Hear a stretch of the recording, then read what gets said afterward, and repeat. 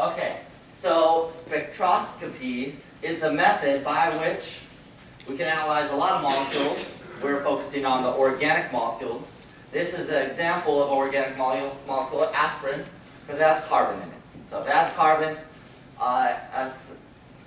for the most part, we're calling it organic. Spectroscopy, what you want to write down, helps you determine structure. So structure determination. It uses like radiation.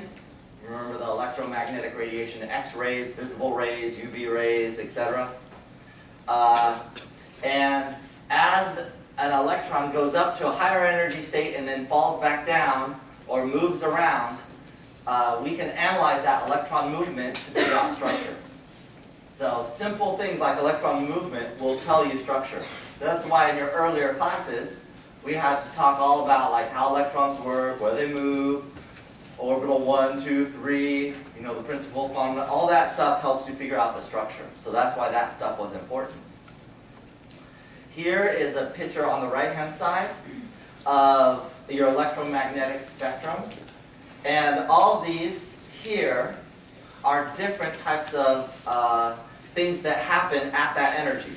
Let me give you an example. In the microwave region, your molecule starts to rotate.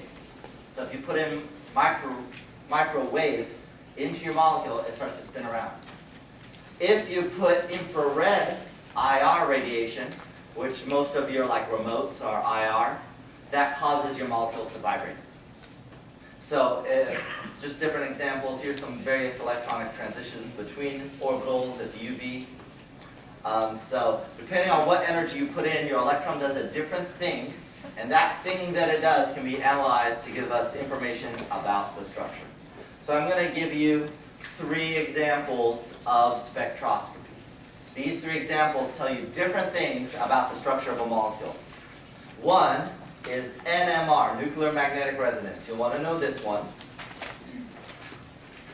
It uses radio waves, or radio frequency, and basically causes an electron to go from different spin states, depending on what nucleus you're looking at.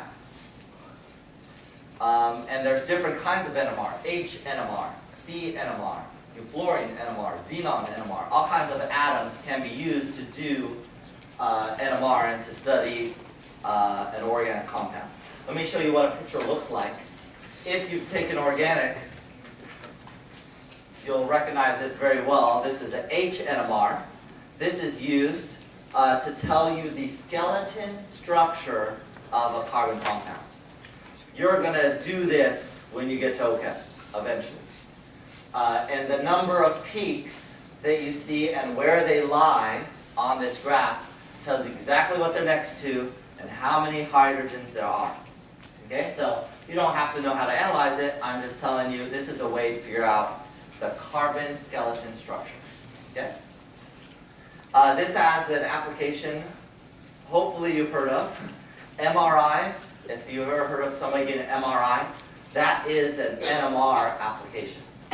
So you're doing NMR, they're putting radio waves, there's a huge magnet, put your head in there, and you can get a structure analysis of your body when you get an MRI. So MRI, you'll want to know the application of NMR. Okay, that was the first type, NMR. The second type of spectroscopy you'll learn about is called infrared spectroscopy. This is the analysis of vibrations. So think of like chemical aerobics. A molecule can vibrate like this, it can do this stretch, it can do this stretch, it can do this stretch, this stretch. All those different stretches, as you see kind of shown here, are called vibrations. And those vibrations give you a little spectra that will look like this. And when you take the real OCHEM, if you do, you'll have to analyze this. Okay, I'm giving some people a headache because they remember this. You won't have to analyze it in here, but an example of this molecule would look like this in the IR. And if you're a good IR spectroscopist, you would know how to analyze that to come up with this molecule. So what this one gives you, you want to write down, is what's called functional groups. Functional groups. you can see functional groups you'll learn a little bit more later, but those are the different things on the carbon. Okay, the different things for now on the carbon. And I'll say more about that later. But it tells you functional groups. Groups that essentially have different function on the molecule. Okay, so we got NMR, we got IR. The third one is UV, ultraviolet. Pi bond means the bond occurs between the axis or not between axis. Not between. If here's the nuclear axis, it occurs above and below. That's a pi bond. UV radiation will excite something from a pi to a pi star. What does star mean? Anti-bonding. So from a pi bonding state to a pi anti-bonding state. This is the anti-bonding orbital. If you had me for 2A, you've seen me draw stuff like this before. So it makes that transition from the pi to the pi star. It'll look something like this. And this helps us, what you want to write down, helps us determine conjugated systems. Conjugated systems. You're like, what the heck is a conjugated system? A conjugated system is when you have double bonds, double, single bond, alternating in a row. Yeah, this is double, single, double, single, double, single, double, single. That's a conjugated system. So it helps you figure out, do I have a conjugated system?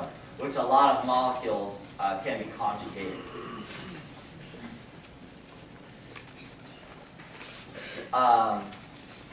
And the more conjugated it is, the different kind of reading you'll get. So here has a lot of conjugation, so you'll get a higher reading than something that just is single, double, single, lower reading. There's a practical application to this. Don't go outside without sunscreen. Sunscreen does this. You have the UV rays. It allows for UV protection. So this is an example molecule. It has a conjugated system in this ring. It absorbs the UV light so it doesn't burn your skin off. And that's basically what sunscreen does. It absorbs that energy that's coming from the sun so it doesn't get to your skin. Okay? So hopefully you're using this. If not, go buy some. Okay. Now, if you didn't write it down, this is what I just told you. Infrared tells you what functional groups are present. Better have that. UV, the one we just told you about. Is there a conjugated pi electron system? That means is there double, single, double, single, double, single bonds. And then the first one we talked about, nuclear magnetic resonance spectroscopy. What is the carbon-hydrogen framework or skeleton? So with these, answering these questions will tell you what the molecule is. And that's how we can analyze everything that I'm about to tell you when we talk about OChem. And when you take OChem, you'll probably have to learn the first and the third one listed here. But those are really common to learn once you take the class.